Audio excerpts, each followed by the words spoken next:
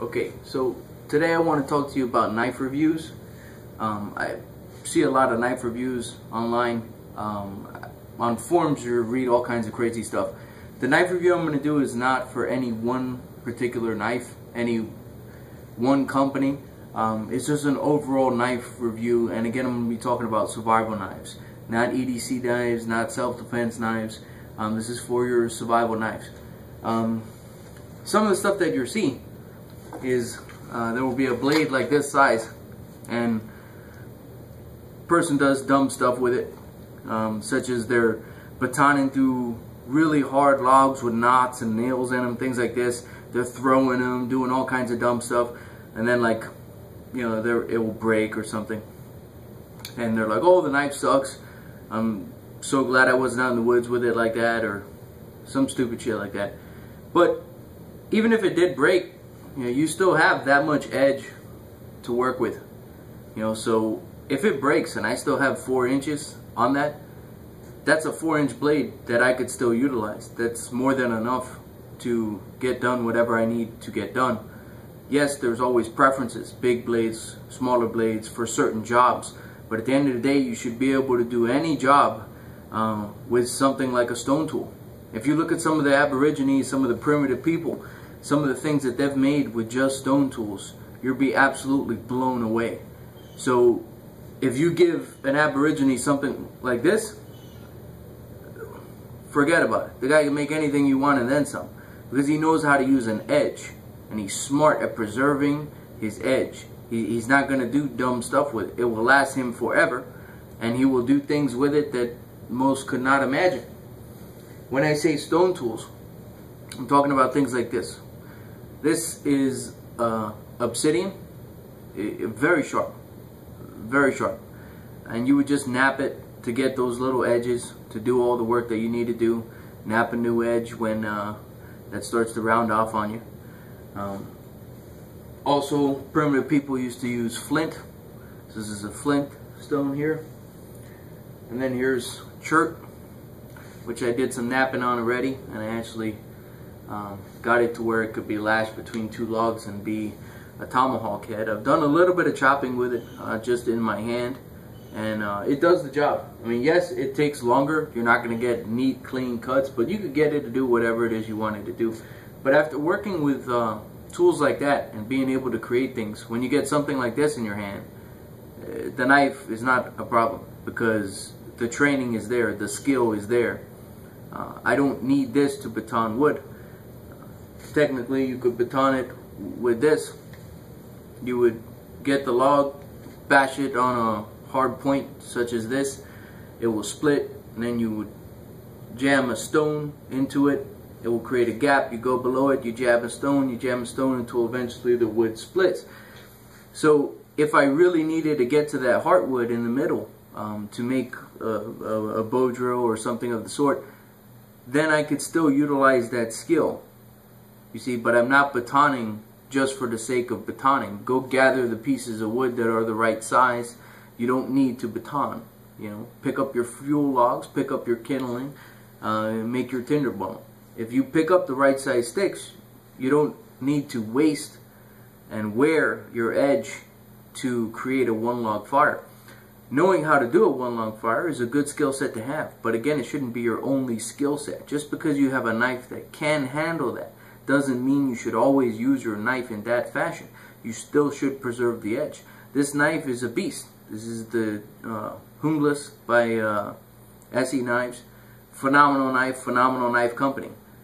But again, it's not really the knife. You know, this in somebody's hands who doesn't know how to use it, they may say it's a shit knife and it doesn't work for them. In the right hands, it's a masterpiece. The training is what's going to dictate to where you could use a knife like this. You could use something like this. I mean, this is a 4-inch blade. I could survive off this just as much as I can off this.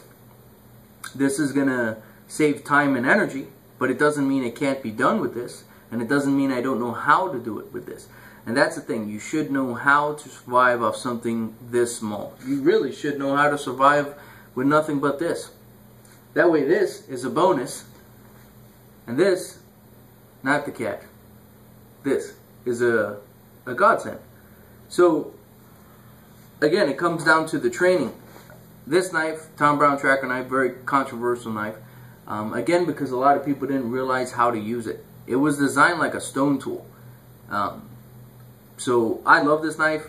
It's my favorite knife. I think it's fantastic. But it's not used like a traditional knife by any means. But that's really how you're going to use a knife if you spend enough time out in the bush. These are all expensive, good quality knives. Right? Then you have something like this, your cheap, stainless steel, very low grade quality steel, probably $3 knife as far as to make this. So nothing fancy, but this is what a lot of mountain men would use. They would go out with like a $3 to $6 Bowie knife and survive off it for months at a time. They never broke their edge in half. They never split the handle. They knew how to use their knife. So that's the trick. That's the key, is knowing how to utilize your edge and how to preserve and maintain your edge. If you know how to do that with just stone tools, which is what you should learn first, here you got to understand you're using maybe a 1/16 of an edge, an 1/8 of an edge at a time. So when you get this much edge, you should be great at utilizing it. So with this, if I needed to chop down something very thick, I could. I would have to be a little more careful, more precise with my cuts, and know exactly how I'm using it. But it can be done. You have a bigger, stronger, heavier duty knife like this, it's going to save you time and energy. But it shouldn't replace skill, is the main message for this video. Don't let the knife replace your skill. Have it assist you in an energy saver and a time saver, but don't neglect the skill sets to be able to do it with something like this. Even though it's going to take more time and more energy, you should know how to do it, because chances are the day you're out there, it's probably what you're going to have to use. But if you want to get a nice, good, solid knife, know that mountain men use knives like this, $3, $6 type knives, and they're out there for months at a time with it. Never gives them a problem because of how they use their knife. You shouldn't have to rely on something like this in order to survive. And then knives, so-called gimmick knives like this, are not necessarily gimmick knives if you understand how to utilize an edge. The common denominator amongst all these tools is the fact that they have an edge. Some of the profiles are a little bit different, some of the steels are a little bit different, some of the Rockwell hardenings a little bit different. But at the end of the day, if you have a good, solid edge, decent piece of steel that's been Rockwell hardened correctly, you shouldn't have a problem at all. Even if you had a rock, well, now we're not even talking steel and not Rockwell hardening. We're just talking about utilizing the edge on something such as a stone or obsidian. If you could utilize that, I put any one of these knives in your hand, you're going to be a master with it. So again, knowledge, not tool. Don't let the tool replace your knowledge. Have it assist your knowledge. Okay, so that's my knife review on pretty much all survival knives. It doesn't matter of the knife. Yes, there's some companies, there are some steels that are better than others, but you should be able to survive with nothing but a stone tool. Then whatever knife you choose is going to be great in your hands. And that's the thing. You need to pick something that is good and works for you, because you're the one using it. Thanks for watching, guys.